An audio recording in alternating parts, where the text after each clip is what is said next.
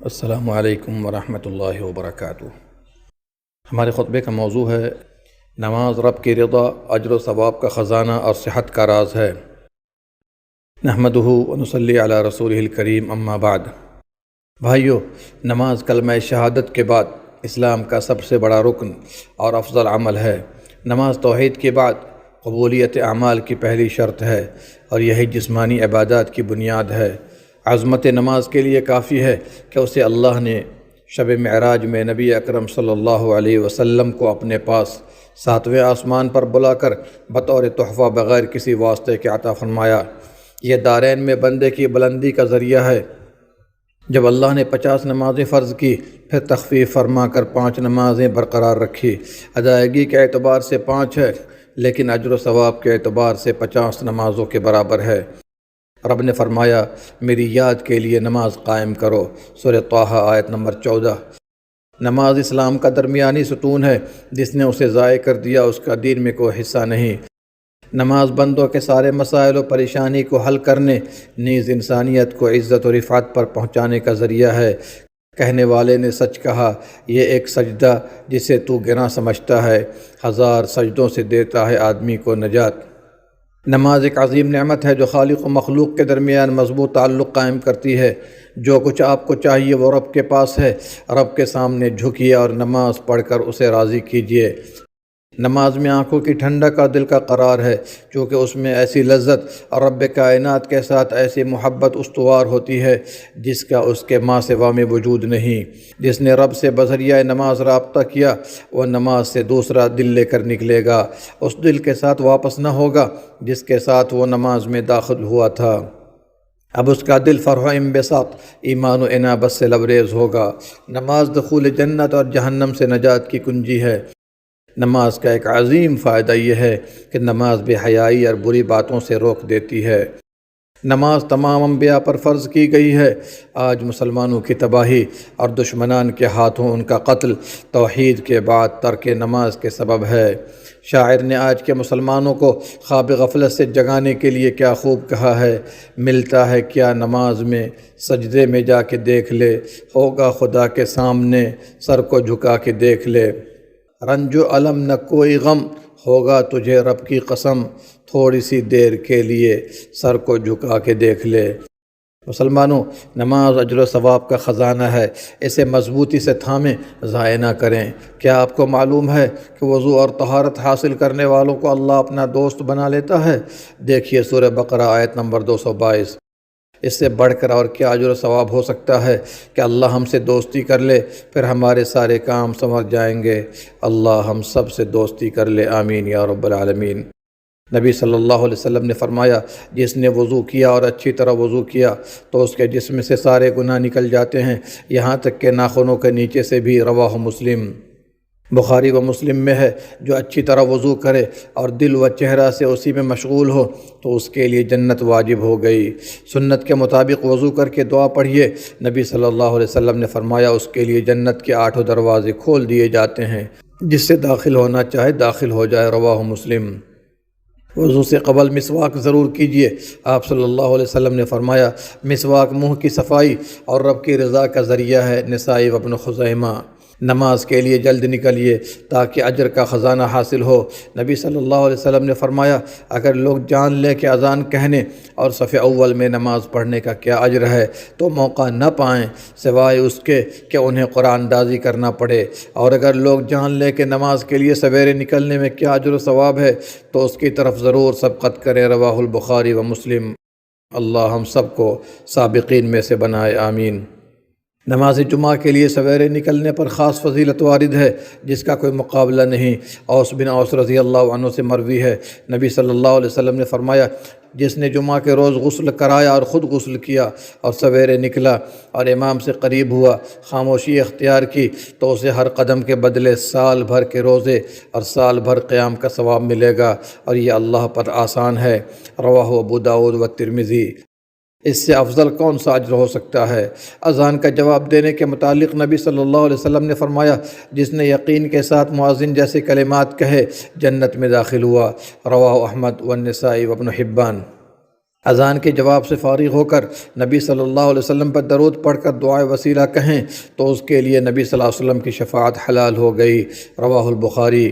نماز کے لیے مسجد کی طرف چلنا بے انتہا اجر و ثواب کا حامل ہے۔ نبی صلی اللہ علیہ وسلم نے فرمایا، جو صبح یا شام کو مسجد جاتا ہے اللہ تعالیٰ جنت میں اس کے لیے مہمان نوازی فرماتا ہے جب بھی وہ صبح و شام مسجد کو جائے۔ رواہ البخاری و مسلم۔ نبی رحمت صلی اللہ علیہ وسلم نے فرمایا، جو اپنے گھر میں طہارت حاصل کرے یعنی وضو کرے پھر اللہ کے گھروں میں سے کسی گھر میں داخل ہو کر فرض نماز ادا کرے تو اس کے ایک قدم سے گناہ مٹتے ہیں اور دوسرے قدم سے درجہ بلند ہوتے ہیں۔ رواہ مسلم۔ مسجد پہنچ کر صف اول میں جگہ لیں اور سنت کا اہتمام کریں۔ نبی صلی اللہ علیہ وسلم نے فرمایا، اگر لوگ جان لیں کہ صف اول میں نماز پڑھنے میں کیا اجر ہے تو پھر انہیں قرآن اندازی کرنے کی ضرورت پڑ جائے۔ رواہ ابو داؤد۔ صف اول والوں پر اللہ کی خاص رحمت ہوتی ہے۔ صف اول میں دائیں طرف جگہ لینے والوں پر اللہ تعالیٰ اپنی رحمت نازل فرماتا ہے۔ رواہ ابو داؤد۔ نبی صلی اللہ علیہ وسلم نے فرمایا، جو بندہ اللہ کے لیے روزانہ 12 رکعت سنت فرض کے علاوہ ادا کرے گا اللہ اس کے لیے ہر دن کے بدلے جنت میں ایک گھر بناتا ہے۔ رواہ ابو داؤد و ابن ماجہ باسناد حسن۔ عائشہ رضی اللہ عنہ سے مروی ہے کہ نبی صلی اللہ علیہ وسلم نے فرمایا، فجر کی 2 رکعت سنت دنیا کی تمام چیزوں سے بہتر ہے۔ رواہ مسلم و ترمذی۔ اس حدیث پر غور کیجئے، دنیا کے اندر جو کچھ دیکھ رہے ہیں، مال ہو یا اولاد، عمارت ہو یا پیسے، گاڑیاں ہو یا آرام و آسائش، زیب و زینت کی چیزیں، ان سب سے بہتر فجر کی 2 رکعت سنت ہے، تو فرض کا اندازہ کیجئے۔ نمبر 2، ظہر سے قبل 4 رکعت۔ نمبر 3، ظہر کے بعد 2 رکعت۔ نمبر 4، مغرب کے بعد 2 رکعت۔ نمبر 5، عشاء کے بعد 2 رکعت۔ یہ 12 رکعت روزانہ ادا کرنے سے ہر دن کے بدلے جنت میں گھر بنایا جائے گا۔ ظہر سے قبل 4 رکعت اور ظہر کے بعد 4 رکعت جہنم سے آزادی کا پروانہ ہے۔ نبی صلی اللہ علیہ وسلم نے فرمایا، جو ظہر سے قبل 4 اور ظہر کے بعد 4 رکعت ادا کرے گا تو اللہ اس پر جہنم کی آگ کو حرام کر دیتا ہے۔ رواہ ابو داؤد و ترمذی و نسائی۔ نماز کے لیے سویرے جانا آپ کو اذان و اقامت کے درمیان دعا کا موقع فراہم کرتا ہے اور اس وقت کی دعا قبول کی جاتی ہے، رد نہیں کی جاتی۔ رواہ ابو داؤد و ترمذی۔ یہ ایک بڑا خزانہ ہے کہ آپ دنیا و آخرت کی جو بھی دعا کرنا چاہیں دعا کریں، اللہ قبول فرما کر نواز دے گا۔ نیز آپ مسجد میں جتنی دیر رہیں گے نماز میں شمار ہوگا۔ اللہ اکبر۔ نبی صلی اللہ علیہ وسلم نے فرمایا، تم میں سے ہر آدمی نماز میں ہوتا ہے جب تک نماز اسے روکے رکھے۔ رواہ ابو داؤد و ترمذی و ابن خزیمہ و ابن حبان۔ ایسے لوگوں کے لیے فرشتے دعا کرتے ہیں، اے اللہ اسے بخش دے، اے اللہ اس پر رحم فرما، یہاں تک کہ وہ واپس آ جائے یا اس کا وضو ختم ہو جائے۔ رواہ البخاری و مسلم۔ یقیناً فرشتوں کی دعا اللہ تعالیٰ قبول فرماتا ہے۔ مسجد سویرے پہنچنے والا کئی ایک عبادات بجا لا کر فائدہ اٹھاتا ہے، جیسے ذکر الہی، تلاوت قرآن، اللہ کی نعمتوں پر غور و فکر، دنیا اور اس کے ہم و غم سے دوری، تاکہ ادائیگی نماز میں طبیعت لگے اور خشوع و خضوع پیدا ہو۔ برخلاف دیر سے آنے والوں کے، وہ نماز ادا کرتا ہے اور اس کا دل دنیا کے ہم و غم میں پڑا ہوتا ہے، اسے نماز میں مزہ نہیں آتا اور دل نماز میں نہیں لگتا۔ نماز کی تیاریوں میں صفوں کی درستگی واجب ہے۔ نبی صلی اللہ علیہ وسلم نے فرمایا، صفوں کی درستگی ضرور کیا کرو ورنہ اللہ تعالیٰ تمہارے چہروں کے درمیان مخالفت پیدا کر دے گا۔ رواہ البخاری۔ یعنی تمہارے مابین بغض و عداوت پیدا ہوگی۔ نبی صلی اللہ علیہ وسلم نے فرمایا، صفیں درست کیا کرو، اس لیے کہ صفوں کی درستگی نماز کے قیام میں سے ہے۔ رواہ البخاری۔ نبی صلی اللہ علیہ وسلم نے فرمایا، جو صف کو ملاتا ہے اللہ اسے اپنی رحمت سے جوڑتا ہے اور جو صف کو کاٹتا ہے اللہ اسے اپنی رحمت سے دور کر دیتا ہے۔ رواہ ابو داؤد۔ ساری احادیث سے معلوم ہوتا ہے کہ صف بندی میں مل کر کے کھڑا ہونا چاہیے، دور دور کھڑا نہیں ہونا چاہیے۔ قرآن کریم اور سنت مصطفیٰ صلی اللہ علیہ وسلم نے نماز کے خزانوں کو بھی واضح فرمایا تاکہ ہم اسے سمیٹیں اور نماز کا اہتمام کریں۔ نماز ادا کرنے پر بلندی درجات، مغفرت کے وعدے اور باعزت روزی ہے، جیسا کہ اللہ کا فرمان ہے۔ سورہ انفال آیت نمبر 3 اور 4۔ اللہ نے فرمایا، اپنے اہل خانہ کو نماز کا حکم دیجیے اور اس پر خود بھی جم جائیے، ہم آپ سے روزی نہیں مانگتے، روزی تو ہم دیتے ہیں اور بہتر انجام پرہیزگاری کا ہے۔ سورہ طٰہٰ آیت نمبر 132۔ نماز کی ادائیگی پر گناہ مٹا دیے جاتے ہیں۔ سورہ ہود آیت نمبر 114۔ نبی صلی اللہ علیہ وسلم نے فرمایا، تمہارا کیا خیال ہے اگر کسی کے دروازے پر نہر ہو اور وہ اس میں 5 دفعہ غسل کرے تو کیا اس کے جسم پر میل کچیل کا شائبہ باقی رہے گا؟ صحابہ نے کہا کچھ بھی باقی نہیں رہے گا۔ آپ نے فرمایا 5 نمازوں کی یہی مثال ہے، اللہ تعالیٰ اس کے ذریعے گناہوں کو مٹا دیتا ہے۔ رواہ البخاری و مسلم۔ نماز کے اہتمام پر رحمت الہی ڈھانپ لیتی ہے۔ اللہ نے فرمایا، نماز قائم کرو، زکوٰۃ ادا کرو اور رسول کی اطاعت کرو تاکہ تم پر رحم کیا جائے۔ سورہ نور آیت نمبر 56۔ نماز کا اہتمام کرنے والے جنت الفردوس کے وارث ہوں گے۔ سورہ مومنون آیت نمبر 119، سورہ معارج آیت نمبر 34 اور 35۔ رات اور دن کے فرشتے نماز عصر و فجر کی گواہی دیتے ہیں۔ سورہ اسراء آیت نمبر 78۔ نبی صلی اللہ علیہ وسلم نے فرمایا، رات و دن کے فرشتے تمہارے پاس پے در پے آتے ہیں اور نماز صبح و عصر میں جمع ہوتے ہیں، پھر تم میں جنہوں نے رات گزاری ہے اللہ ان سے سوال کرتا ہے جبکہ وہ ان سے زیادہ علم والا ہے، تم نے میرے بندوں کو کس حال میں چھوڑا؟ وہ کہتے ہیں ہم نے انہیں چھوڑا، وہ نماز میں تھے، اور ہم آئے تو وہ نماز میں تھے۔ رواہ البخاری و مسلم۔ نبی صلی اللہ علیہ وسلم نے فرمایا، جس نے 2 ٹھنڈی نماز ادا کی وہ جنت میں داخل ہوا، اس سے مراد عصر اور فجر ہے۔ رواہ البخاری و مسلم۔ نماز فجر کا پابند اللہ کی حفاظت میں ہے۔ رواہ مسلم۔ جریر بن عبداللہ بجری رضی اللہ عنہ فرماتے ہیں، ہم لوگ نبی رحمت صلی اللہ علیہ وسلم کے پاس تھے، آپ نے 14ویں رات کے چاند کی طرف دیکھتے ہوئے فرمایا، بے شک تم لوگ اپنے رب کا دیدار کرو گے، جیسا کہ تم لوگ اس چاند کو دیکھ رہے ہو، اسے دیکھنے میں کسی قسم کی تکلیف نہیں ہو رہی ہے۔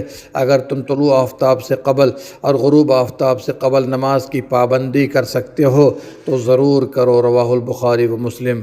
اس سے عصر اور فجر مراد ہے۔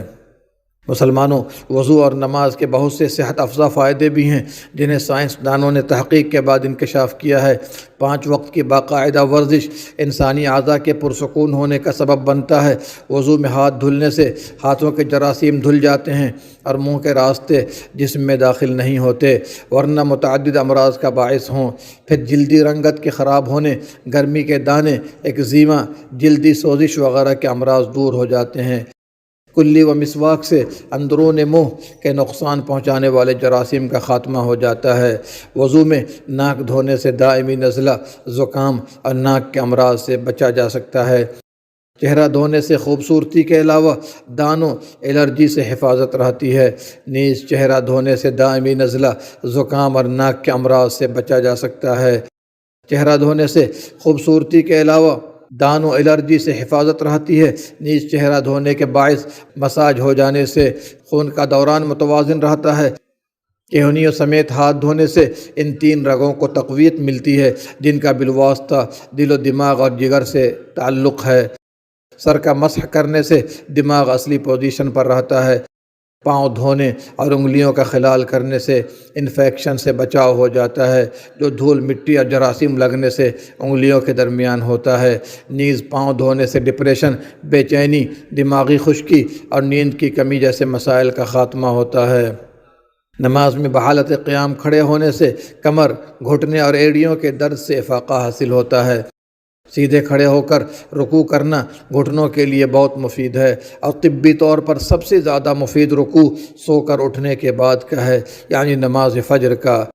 یوگا کے ماہرین کا خیال ہے کہ رکوع والی حالت انسانی جسم کی کلائیوں، کندھوں اور کمر کی لچک و مضبوطی میں اضافہ کرتی ہے۔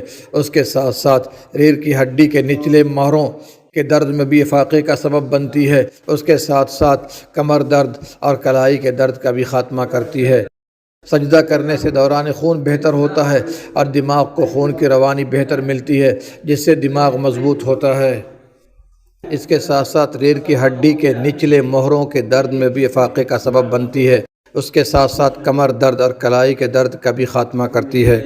سجدہ کرنے سے دوران خون بہتر ہوتا ہے اور دماغ کو خون کی روانی بہتر ملتی ہے جس سے دماغ مضبوط ہوتا ہے، جو انسان کو فالج کے خطرے اور برین ہیمریج سے بچاتی ہے۔ انسانی پٹھوں، جوڑوں کو بھی مناسب خون کی فراہمی کرتی ہے۔ سجدہ سر درد، الرجی اور زکام، ساتھ ہی حلق کی تکلیف کے خاتمے کا سبب ہے۔ ریڑھ کی ہڈی کے درد کا خاتمہ بھی ہوتا ہے۔ سجدہ کے بعد بیٹھک میں انسانی جسم کو سکون ملتا ہے اور اس کی کمر، گھٹنے ورزش کے بعد ایک درست آرام دہ حالت میں آ جاتے ہیں جس سے درد میں افاقہ ہوتا ہے۔